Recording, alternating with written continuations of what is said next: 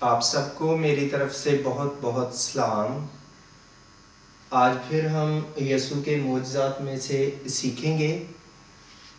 متی کی انجیل باب 15 32 سے 39 آیت میں ایک معجزہ ہے۔ یہاں پر بھی یسوع کھانا کھلاتا ہے اور یہ 4000 لوگ ہیں، مرد ہیں جنہیں یسوع کھانا کھلاتا ہے۔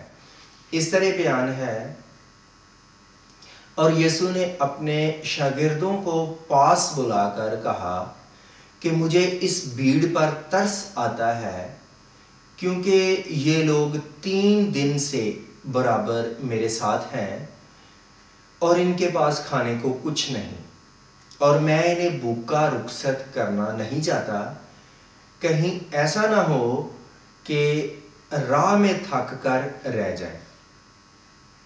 شاگردوں نے اس کے پاس آ کر کہا کہ ہم بیابان میں اتنی روٹیاں کہاں سے لائیں کہ ایسی بڑی بھیڑ کو سیر کریں۔ یسوع نے ان سے کہا، تمہارے پاس کتنی روٹیاں ہیں؟ انہوں نے کہا، 7 روٹیاں اور کچھ مچھلیاں۔ یسوع نے لوگوں کو حکم دیا کہ وہ زمین پر بیٹھ جائیں۔ پھر اس نے ان 7 روٹیوں اور مچھلیوں پر برکت شکر کیا اور توڑ کر شاگردوں کو دیتا گیا، اور شاگرد لوگوں کو، اور سب کھا کر سیر ہو گئے اور بچے ہوئے ٹکڑوں کے سے بھرے ہوئے 7 ٹوکرے اٹھائے، اور سوا عورتوں اور بچوں کے 4000 مرد تھے۔ جب وہ کھا کر سیر ہو گئے تو وہ کشتی میں بیٹھ کر مقدن کی سرحدوں میں آ گیا۔ ہم نے جن الفاظ سے شروع کیا ایسے ہے کہ یسوع نے کہا اپنے شاگردوں کو پاس بلا کر کہ مجھے اس بھیڑ پر ترس آتا ہے، کیونکہ یہ لوگ 3 دن سے برابر میرے ساتھ ہیں۔ یسوع کو اس بھیڑ پر ترس آیا کیونکہ وہ بڑے شوق، بڑے جذبے کے ساتھ یسوع کی باتوں کو سننے کے لیے آئے تھے۔ ایک پورے سوچ منصوبے کے تحت وہ آئے ہیں، بڑے جوش کے ساتھ، بڑے شوق کے ساتھ، اور یسوع بھی ان کے لیے ویسی ہی تڑپ رکھتا ہے، ویسے ہی ان کے جذبے شوق کی قدر کرتا ہے اپنے الفاظ سے کہ مجھے ان پر ترس آتا ہے کہ وہ برابر 3 دن سے میرے ساتھ ہیں۔ تو انہوں نے اپنا کام کاج چھوڑا، اپنی مصروفیات، اپنی ذمہ داریوں کو چھوڑا۔ بعض لوگوں کے پاس آپ دیکھیں گے کہ تھوڑا سا بھی کسی کے لیے وقت نکالنا بڑا مشکل ہوتا ہے، جبکہ ہزاروں کے حساب سے لوگ ہیں اور وہ یسوع کی باتوں کو سننے کے لیے آئے ہیں اپنے کام، ذمہ داریوں کو چھوڑ کر۔ اور پہلے پہل ایسے بھی ہوتا تھا، پھر جس کا آگے یسوع نے ذکر کیا کہ ان کے پاس کھانے کو کچھ نہیں اور میں انہیں بھوکا رخصت نہیں کرنا چاہتا۔ پہلے ایسے ہوتا تھا، پہلے دور میں، کہ لوگ خوشی سے سفر پر جاتے تو کھانا روٹی لے کر ساتھ جاتے، کہتے جی اسے روٹی راستے کے لیے باندھ دیں۔ تو یہ تو بہت پرانے دور کی بات ہے، اس دور میں بھی لوگ ایسے ضرور کرتے ہوں گے۔ تو اب ان کے پاس کھانے کو کچھ نہیں، کیونکہ وہ 3 دن سے یسوع کے ساتھ ہیں۔ ہو سکتا ہے 2 ٹائم کا، 3 ٹائم کا، اتنے اوقات کا انہوں نے کھانا لیا ہو، لیکن اب ان کے پاس کچھ نہیں، جبکہ ایک شخص یا شاگردوں میں سے کسی کے پاس وہ کھانا ہے جو وہ بعد میں یسوع کو پیش کر دیتے ہیں۔ اور پھر یہاں پر ہم یہ بھی دیکھتے ہیں کہ اب پھر وہ بیابان میں ہے، اور یسوع کہتا ہے کہ میں انہیں بھوکا رخصت کرنا نہیں چاہتا، کہیں ایسا نہ ہو کہ وہ تھک کر راہ میں رہ جائیں، کہ وہ رہ جانے کا مطلب ہے کہ جیسے وہ شوق رکھتے ہیں یسوع کی باتوں کا، روحانی طور پر ترقی کرنے کا، لیکن جسم کو زندہ رہنے کے لیے، ساتھ دینے کے لیے توانائی نہیں رہی، تو کیونکہ وہ 3 دن سے بھوکے ہیں، تو یسوع کہتا ہے کہ کہیں وہ راہ میں تھک کر نہ رہ جائے۔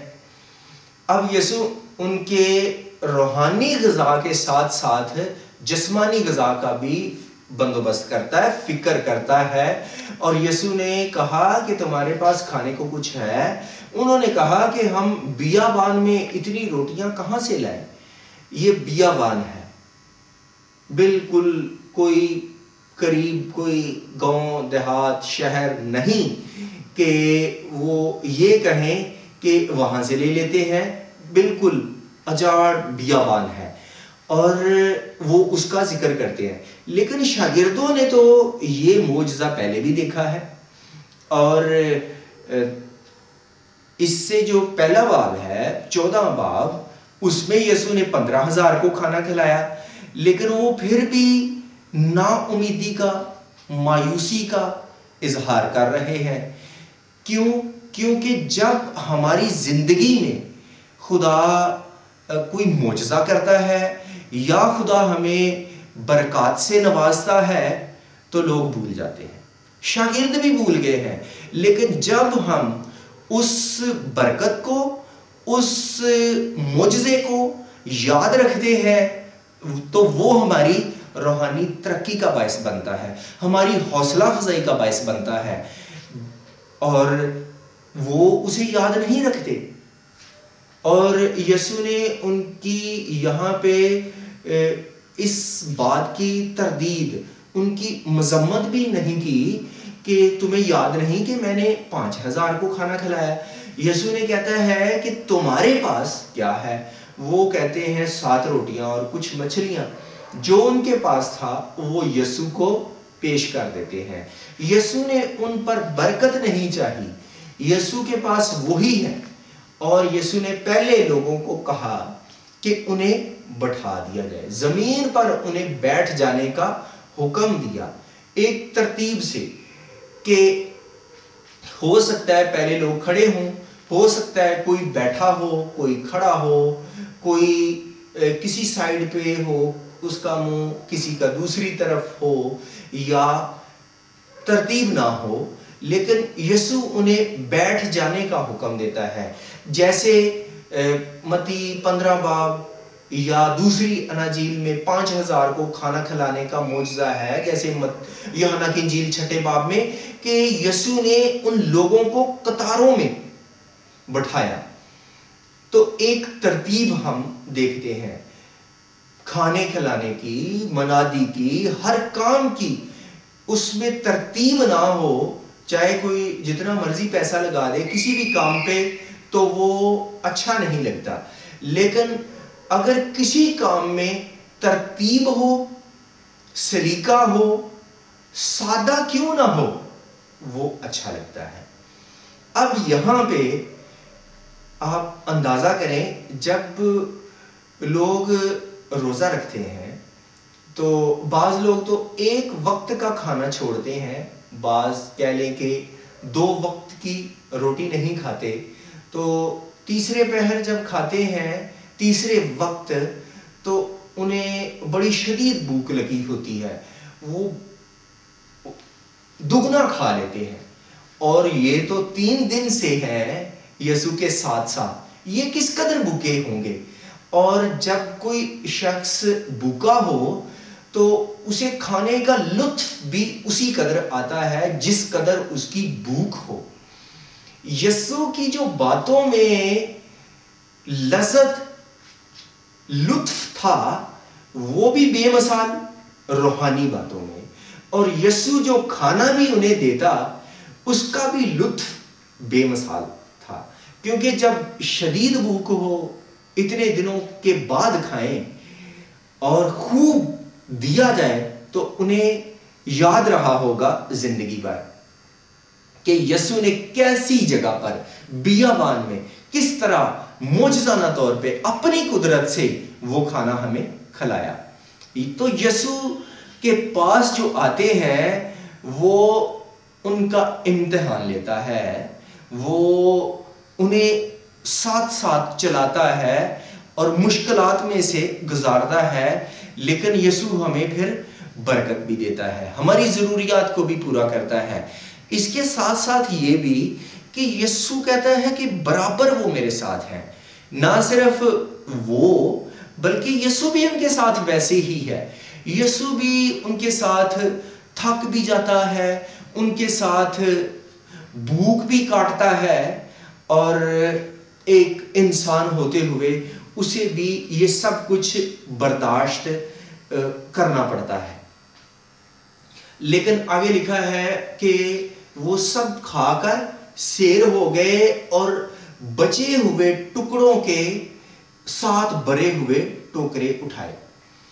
نہ صرف ان 4000 لوگوں نے جس کا آگے ذکر ہے کہ سوا عورتوں اور بچوں کے وہ 4000 مرد تھے, نہ صرف ان 4000 کو یسوع نے کھانا کھلایا بلکہ ان کے علاوہ عورتیں اور بچے بھی تھے.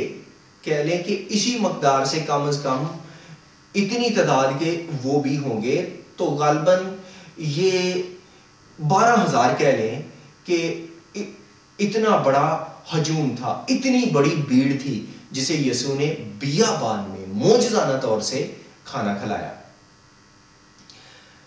تو آگے لکھا ہے کہ اور یا اس سے پہلے بھی کہ یہ جو بھیڑ تھی جو یسوع کے پاس آئی, یہ یسوع کہاں سے آیا تھا؟